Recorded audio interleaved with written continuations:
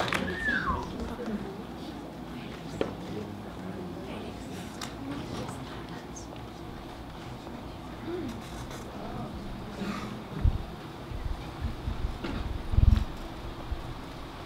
the old days, the myths were the stories we used to explain ourselves.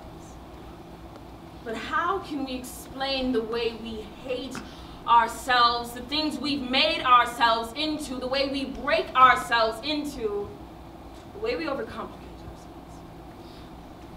But we are still mythical.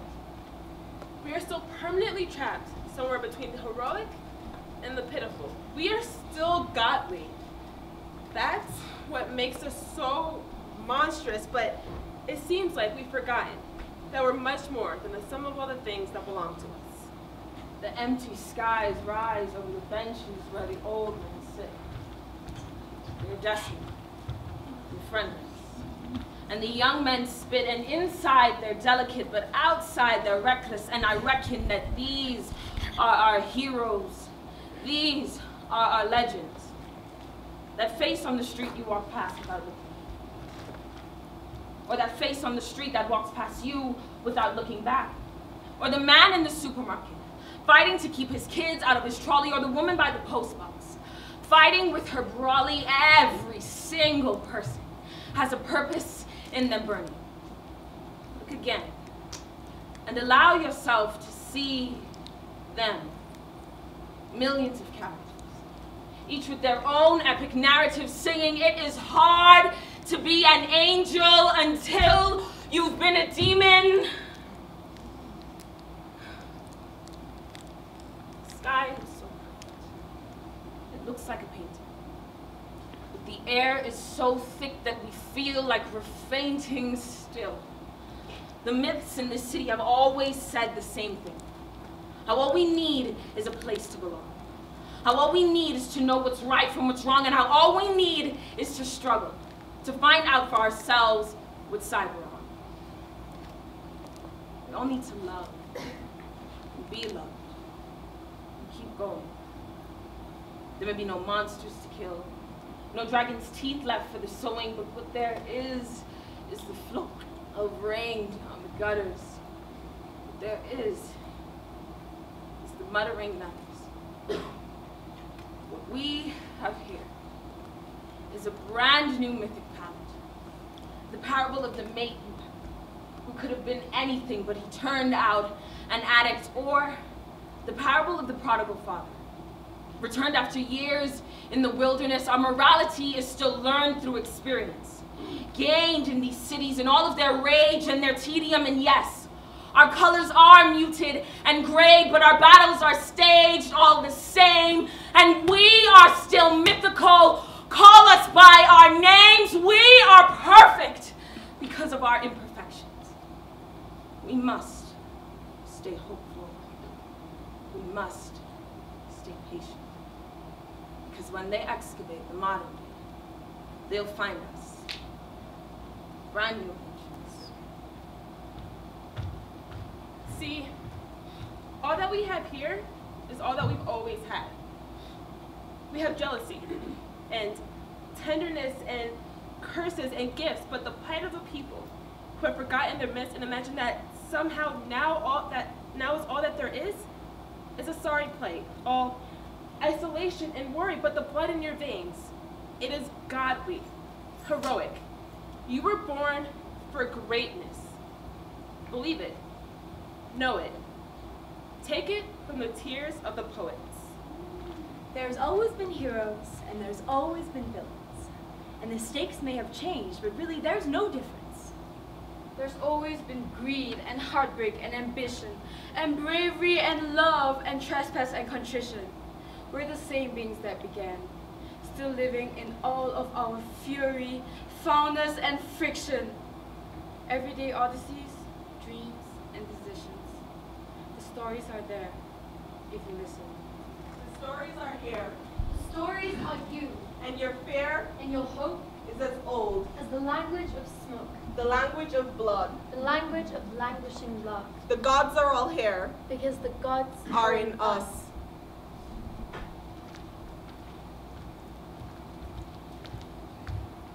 The gods are in the betting shops. The gods are in the caf. The gods are smoking fags out the back. The gods are in the office blocks. The gods are at their desks. The gods are sick of always giving more and getting less.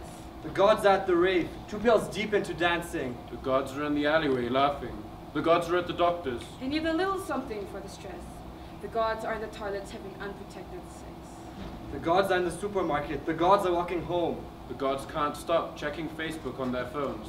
The gods are in a traffic jam. The gods are on the trains. The gods are watching adverts. The gods are not to blame. They're working for the council. Now they're on the dole. Now they're getting drunk, pissing their wages down a hole. The gods are in their gardens with their decking and their plants.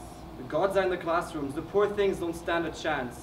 They are trying to tell the truth, but the truth is hard to say. The gods are born, they live a while, and then they pass away. They lose themselves in crowds. Their guts are full of rot. They hope there's something more to life, but can't imagine what. So choose one. Choose any of these gods, watching telly on their own, feeling bored but not knowing what the more is to want it. Choose one. Look again, and you will see the gods rise in the most human and unassuming of eyes.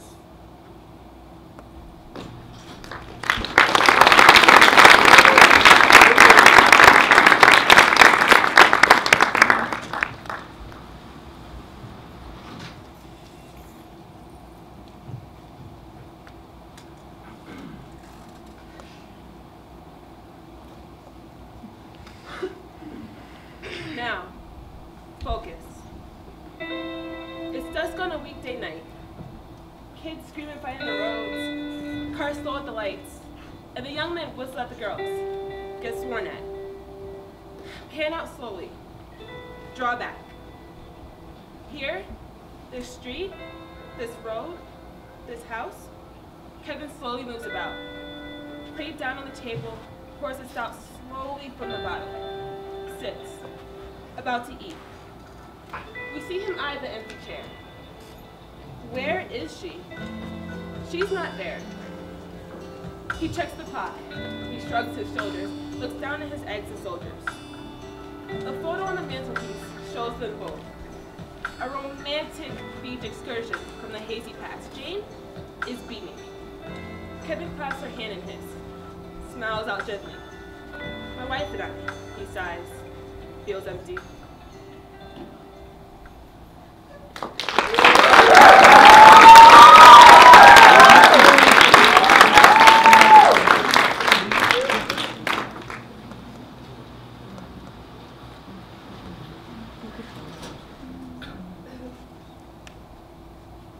So here we have them, Kevin and Jane.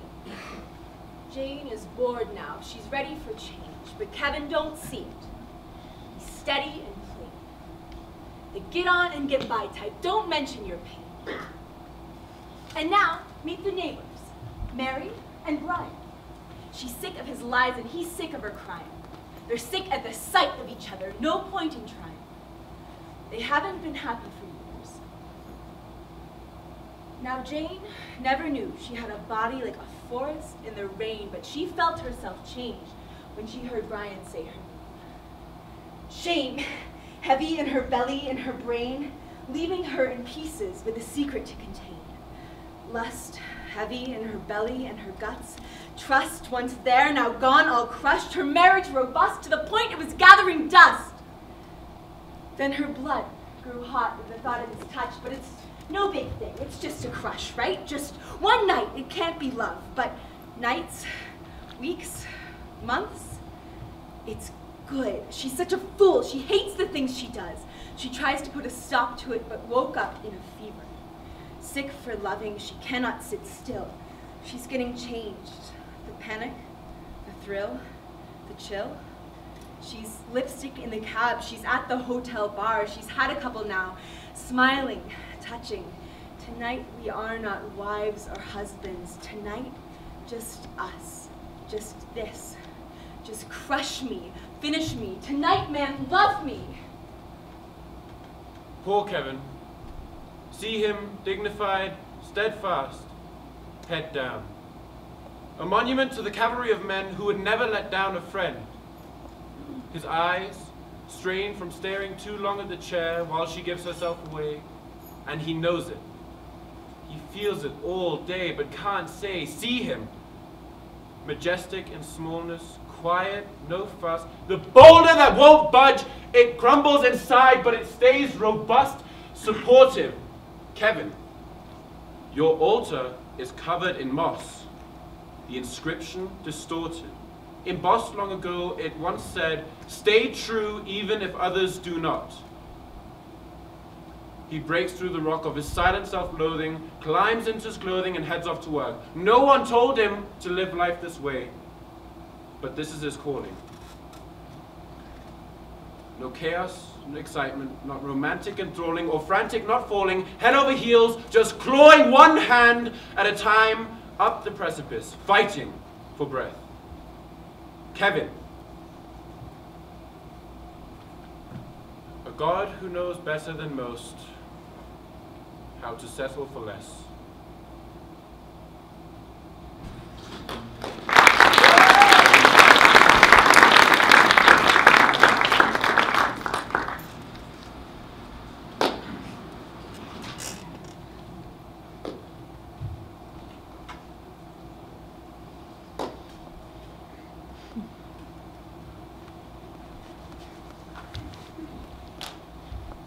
At 15, Spider and Clive spend every day side by side.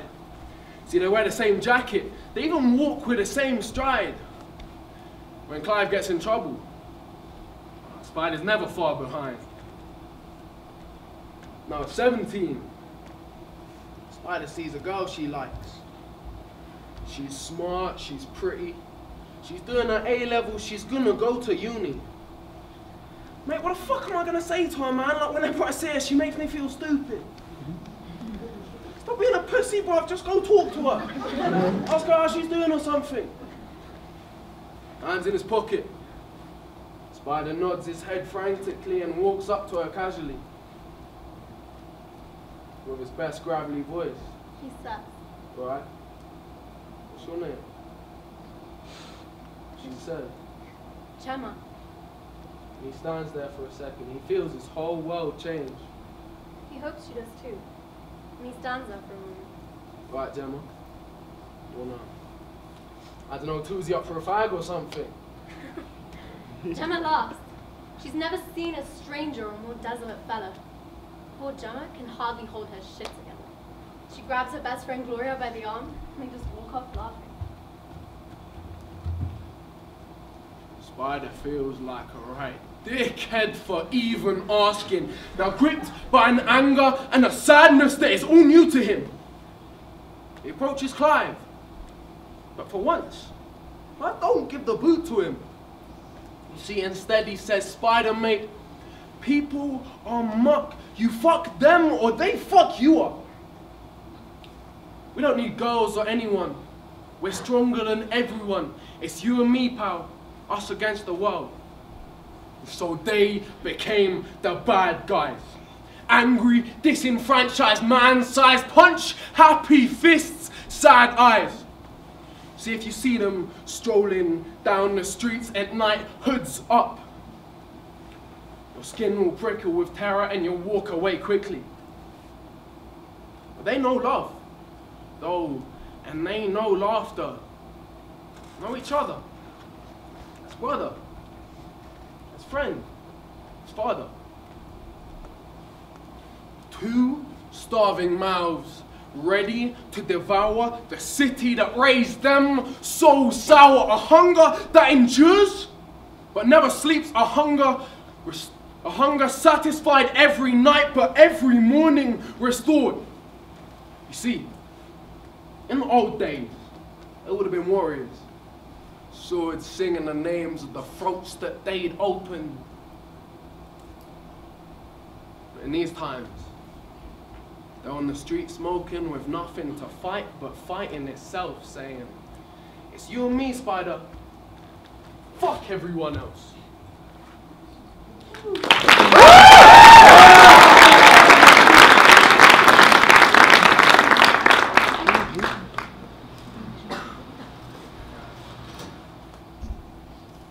She's got a faraway look in her eyes, like she's always had. The kind of look that that makes strangers say, It ain't so bad, love, is it? Less flesh, more spirit, less chemistry. more physics. Her name is Gloria. She works behind the bar pulling pints for the locals on Albert and Victoria. She's happy in her way. She don't expect too much from life. She believes that everyone deserves to be treated right. She used to be a trouble type, with a look in her eyes that invites looks from the guys that she'd meet every night at the bar she went to with her best mate Gemma. They swore they were gonna be best mates forever. They loved each other, did everything together. They used to run rads. They were a couple proper little terrors. But then, Gemma stopped calling her so much because Gemma got into protests and stuff. Gemma wanted the world to change. She was 16 and smarter than most girls her age. So while she was reading books and hanging out on picket lines, Gloria was sniffing lines, hooking up with different guys. Gemma wanted to go to uni. She started studying hard.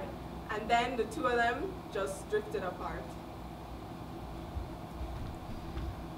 Gloria ran away from home when she was 17. He was supposed to be the man of her dreams. He had like an open toolbox, eyes like a lure. He made her feel like he was the only one that ever knew her. And when he told a lie, nothing ever seemed truer. Then one day she was in a state, in a heap on the floor, wiping the blood off her jaw, thinking, I deserve more. Back then, she was convinced it was love. But now these days, she barely even thinks of him much. She's the kind of girl whose scars run deep. And if she smiled at you for a second, it'll last you all week. She don't compare herself to others. She believes everyone has their own strengths. If she was a statue, she'd be less marble, more cement. She's straightforward, no nonsense. She just wants people to be honest. She don't have time for no pretenders, and she's never broke a promise. But now it's Tuesday, it looks like rain. The students are in, they're talking about change. So she gives them their change. The jukebox is playing the same old songs it plays every day. No change. She finishes her shift. Heart's distant, strange. She locks up, walks home, feeling lonely, caught in the grip of the cold. She steps into a bar, feeling old and unloved. She orders a whiskey and water off somebody's daughter and sits in the corner feeling awful.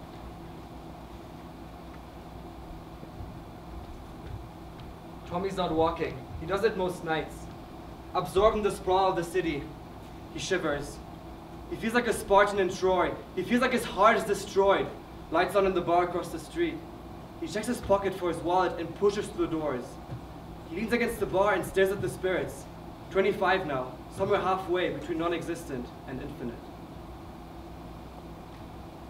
She sat there thinking hard about nothing at all. Staring at the pictures on the wall, she sees him walking. All self-assured, self-hatred. She thinks to herself that he's got one of those faces that makes you want to take it in your palms and stare at it. She looks away quickly. She don't say nothing.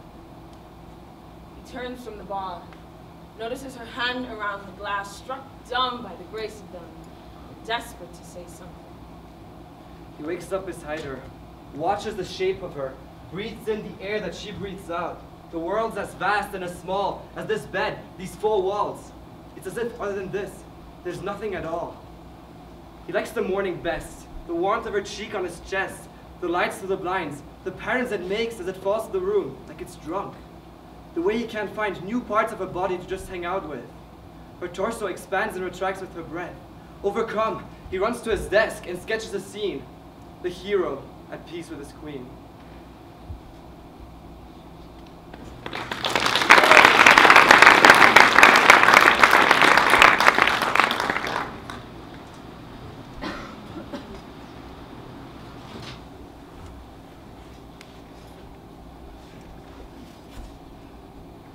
In the old stories, the gods walked among us, fought against each other to save us because they loved us, or sometimes they turned themselves into animals, came down upon us and raped us. They had badness in them. They had conflicted natures.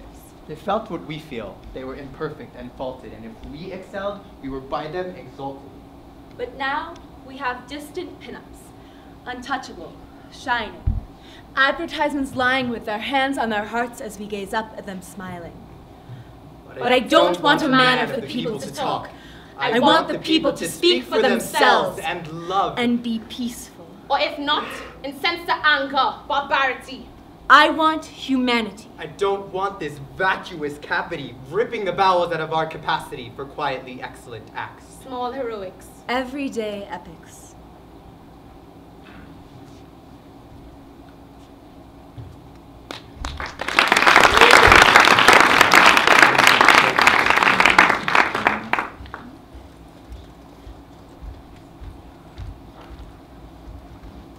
He can hear himself saying, "Thanks, great, good to see you." Autopilot schmoozing, being charming, feeling see-through. And now, at last, he's walking out fast. The air is cold against his face. His heart sings her name. He's running like he's being chased to the station, finds the tube, and the world is small, and he is drowning. And all he wants to do is to find her and have her wrap her limbs around him. The tube becomes a chariot of fire, and his heart is renewed with an honest desire. His shoes become wings, and he flies to her side to throw himself beside her and promise he will try with new vigor to be better, to be bigger. He is baptized in the sweat of his fury. He runs, and his breath beats the drums of the night into rhythms that sing, "Please forgive him." He sees the city through the prism of her image, all glory, all golden, all her, and he's hoping and brand new and part of the chaos he ran through, saying, "Yes, I have strayed and my heart was betrayed by my pride and my ego, but through my love, I'm saved." And he turns onto the street at last. The pub is steady in the distance, and he can feel himself twice the size he was before. Legs move like pistons. Eyes full of a new conviction, off to find the girl he loves and say to her with honest words, "I know I've not been good enough."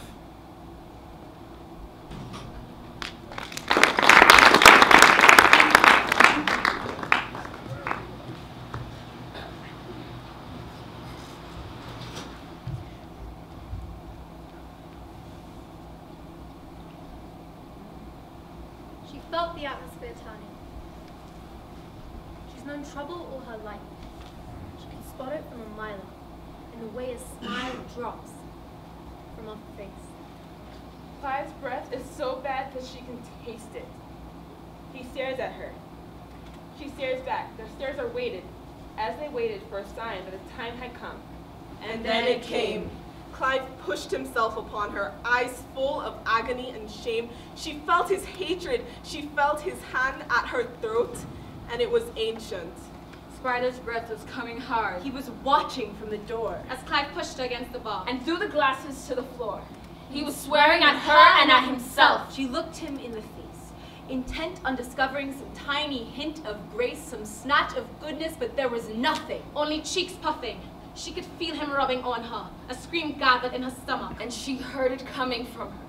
For every time she found herself numb before the pounding fist of some disgusting monster, she came to life now. She found her voice. For every lie she'd been told, For every time she'd been beaten down, used, and made weak, she called upon that weakness now. For Tommy's silent stares, looking past her, looking through her. For everyone who's ever fucked her over. Clive was close to her. One hand on her shoulder, the other opening his flies. she felt the fury rise, stared straight into his He eyes. couldn't meet her gaze. But she wouldn't look away. She reached behind her head, pulled a bottle from its place, swung the bottle in his face. And he just grinned while it hit him, though he bled like something bit him. She swung again and the bottle smashed. She could feel it in him. He was laughing. Blood bubbled in his temple. He kept rasping, eyes rolling, breath rasping. She took another bottle and swung them both. He was throttling her throat. They fell to the floor, and he was above her, so close she felt smothered. But she regained her senses, kicked out with her knees, stuck the bottle in him, and twisted till she felt him bleed.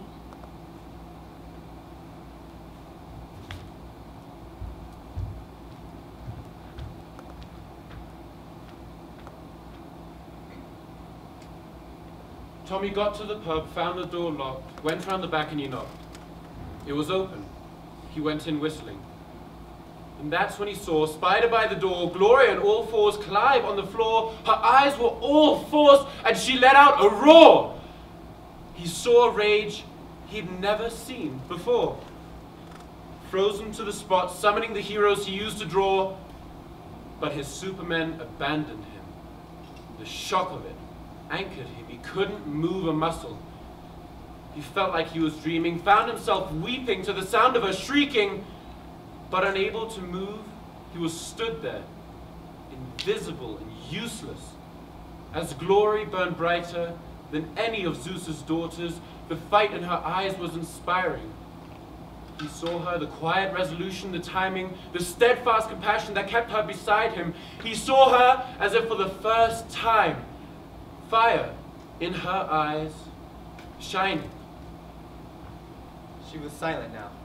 She stood still, staring at them with the bottle by her. They were breathing. Spider whimpered like a puppy in a fire. Tommy couldn't speak. The gods are waking up and reaching for their partners. The gods are raising kids, doing PhDs and masters. The gods are having physio, learning how to walk after a fall. The gods are feeling miserable and they don't know who to call. The gods are lying on the floor, feeling far away and worthless. The gods have forgotten that they're gods, forgotten that they're perfect. Gods are grasping pints in the darkness of the pub. A god is not a god until a god knows true love. A god remains a god forever, no matter what it does. But still, a god should try to be the kind of god a god can trust. There are no clear-cut definitions of what's just, but every god has it in them, to crush, to be crushed. To fall, to rise up, to give far too much, to take beyond taking, to hate. But the main thing is, great is a state of mind. We are brand new, basic, and far beyond making ourselves into nothing. We need to recognize for something that we can be the gods we were born to be through loving. Yes, the gods are on the park bench. The gods are on the bus. The gods are all here. The gods are in us. The gods are fearless, timeless, fighting to be bold. Conviction is a heavy hand to hold, grasp it. Winged sandals tearing up the pavement. You, me, everyone, Brand new nations.